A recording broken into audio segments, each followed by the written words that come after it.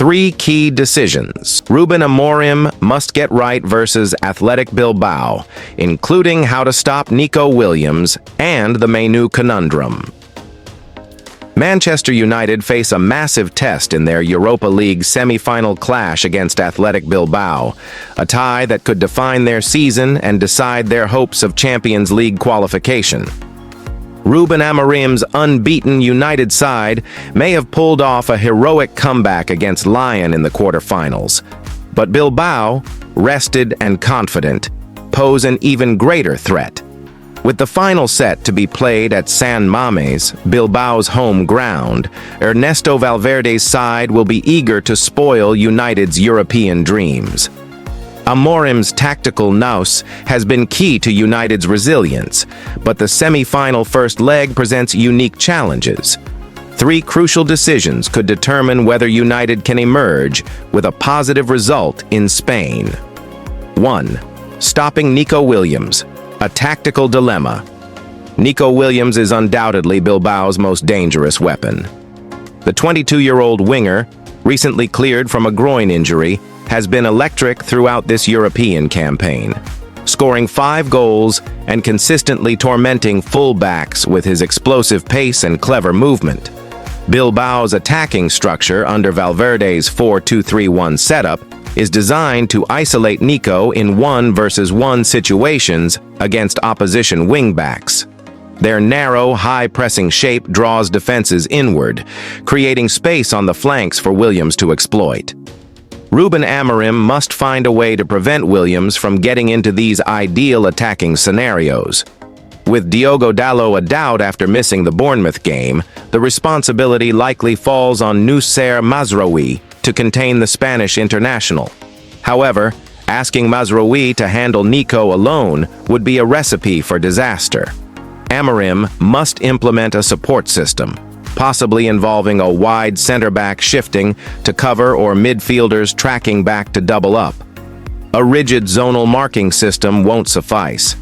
United must adopt a man-oriented approach with specific instructions on dealing with Williams's movements both on and off the ball. Shutting down the supply line to him is just as vital as defending him directly. 2. Picking the right left-sided center-back, Shaw or not. While Nico may be the headline act, his older brother Inaki Williams is just as dangerous. Once the central striker, Inaki now plays off the right, often drifting centrally to support the number 10 and striker. His role complements Nico's wide threat, creating a dual-pronged attack that forces defenses to stay compact. This makes the selection of United's left-sided center-back critical. Luke Shaw, who returned from a 14-month injury absence against Bournemouth, seems like the ideal candidate. A natural left-footer with experience and composure, Shaw can provide progressive passing out from the back while also matching Inaki's physicality and mobility. However, Shaw's rustiness was evident at the Vitality Stadium, where a poor pass led to Bournemouth's opener. Despite growing into the game, questions remain about whether he's ready for such a high-stakes fixture. Still, Shaw's proactive defending style could be a key asset. His willingness to step forward and engage high could help disrupt Bilbao's attempts to draw United narrow and release the Williams brothers into space. The key will be balance. Shaw must time his engagements perfectly and be supported by a well-structured midfield screen. 3. The MAINO conundrum. Midfield setup is key. Kobbie Mainoo's role will be vital. The 20-year-old has returned at the right time and brings calmness, intelligence, and bravery in possession, all essential traits against Bilbao's relentless press. Amorim must resist the temptation to use MAINO as a number 10. He is far more effective playing deeper, where he can collect the ball from defenders and help United progress through the thirds. In a 3-4-2-1 system, MAINO should line up alongside Casemiro in a double pivot, giving United a composed presence under pressure. Bilbao's press is one of the best in Europe.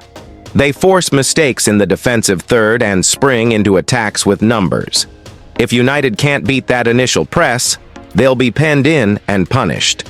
MAINO, more than any other midfielder, can receive under pressure, turn and break lines, helping United bypass the press and establish control. Pairing him with Casemiro provides a blend of steel and technique, crucial for resisting Bilbao's high energy and aggression. MAINO's presence could be the difference between chaos and composure. If Manchester United are to keep their Europa League dream alive, Ruben Amorim must make 3 key decisions count. Contain Nico Williams with a clear defensive plan, pick the right left-sided defender, likely Luke Shaw.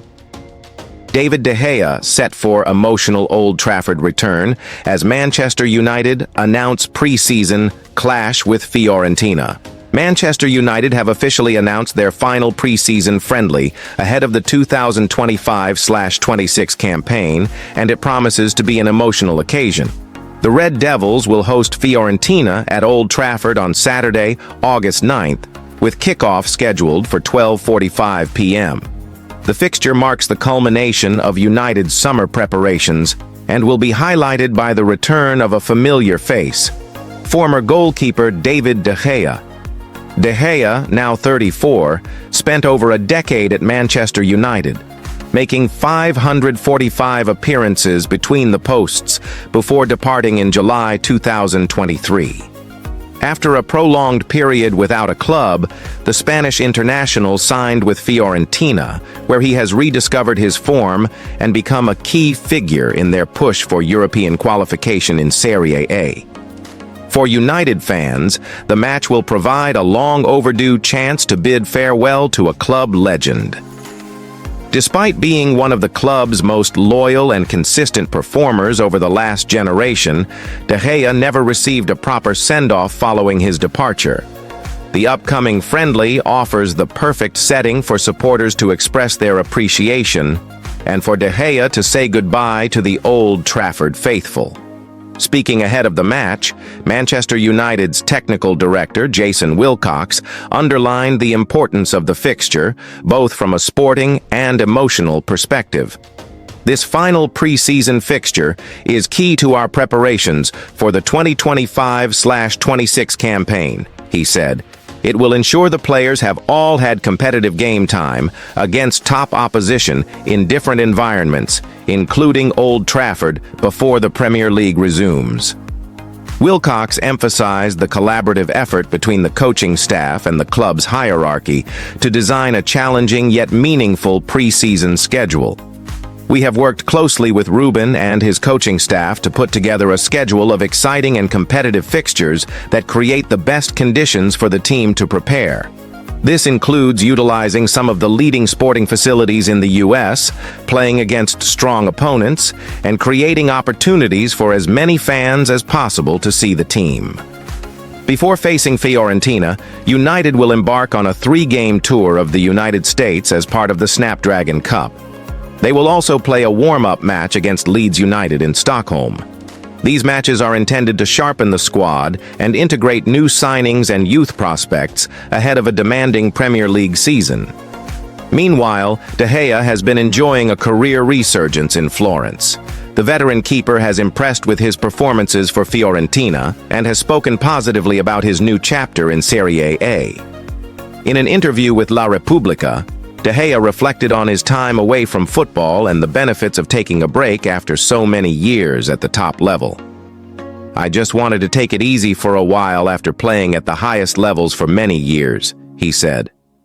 "Perhaps it was the best period of my life. I could finally enjoy time with my family and friends whom I had seen little in the past 15 years. I traveled between Madrid and Manchester, continuing to train my mind and body." Fiorentina appear keen to keep hold of their star goalkeeper, with reports suggesting they plan to trigger the 1-year extension clause in his contract. De Gea confirmed the option exists and hinted at a willingness to stay. "I signed for 1 year and the club has an option to renew. I'm happy in Florence and at Fiorentina, but first we need to finish the season in the best possible way." Now settled in Italy, De Gea still holds fond memories of his time in Manchester and remains close to several United players and staff. His return to Old Trafford will undoubtedly be an emotional affair.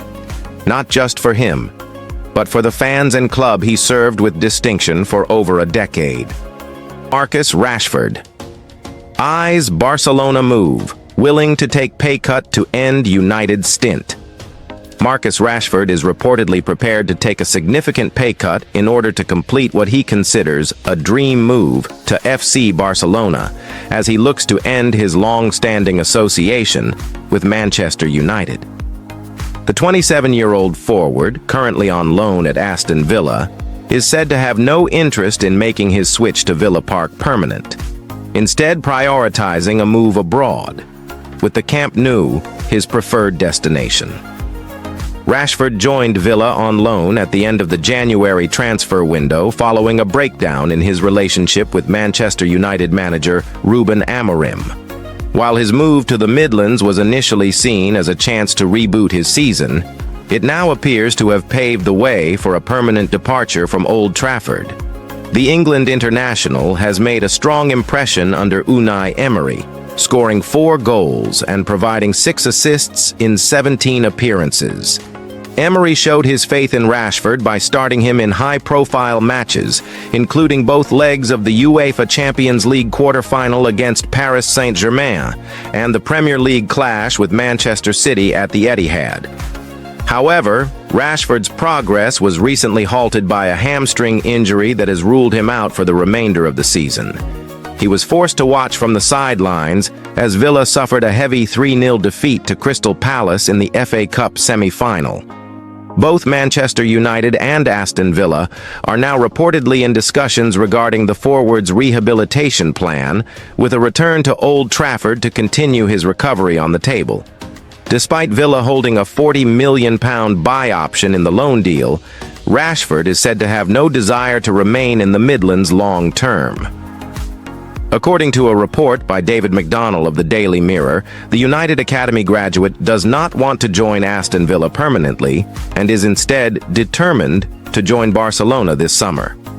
The report further reveals that Rashford is ready to reduce his current wage demands, believed to be in the region of £350,000 a week, in order to facilitate the transfer.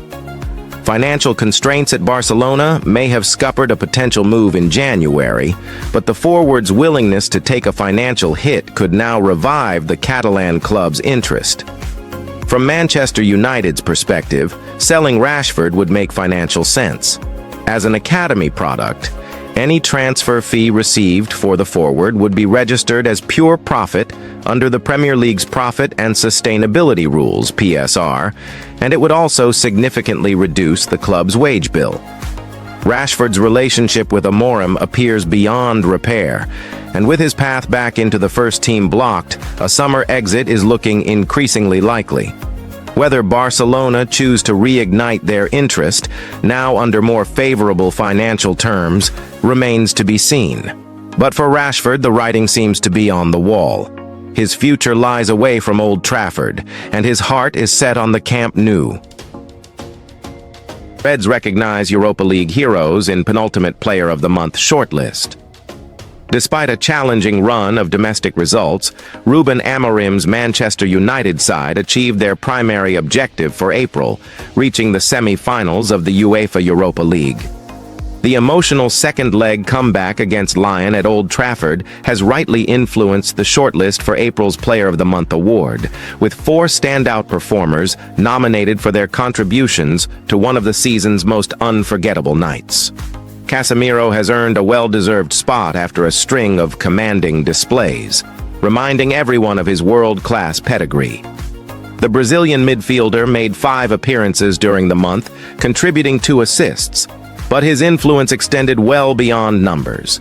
He was instrumental in the Manchester derby, making 11 tackles, a standout defensive effort, and narrowly missed out on the man-of-the-match accolade. However, it was against Lyon in the second leg where Casemiro truly shone. Fouled in the box to earn a vital penalty converted by Bruno Fernandes, he then assisted both of United's late goals. A clever ball set up Kobbie Mainoo's equalizer before his pinpoint cross found Harry Maguire for the dramatic winner. At 33, Casemiro is still proving to be a leader, both in presence and performance. Team captain Bruno Fernandes is aiming to clinch a third consecutive Player of the Month award, and he remains the heartbeat of this side. Across his 6 starts and 1 substitute appearance in April, the Portuguese international scored once and assisted once, but his impact goes far deeper. Rested for the start of the Wolves' defeat, Bruno returned to deliver decisive moments in Europe, calmly slotting home the pressure-filled penalty against Lyon that turned the tide in United's favor. His cross also set up Xerxes' header in the first leg, showcasing his trademark creativity. Voted man of the match by fans in 3 different matches, against Manchester City, Lyon, and Bournemouth, Fernandes continues to drive the team forward with energy, vision, and leadership. Harry Maguire has emerged once again as a cult hero among fans.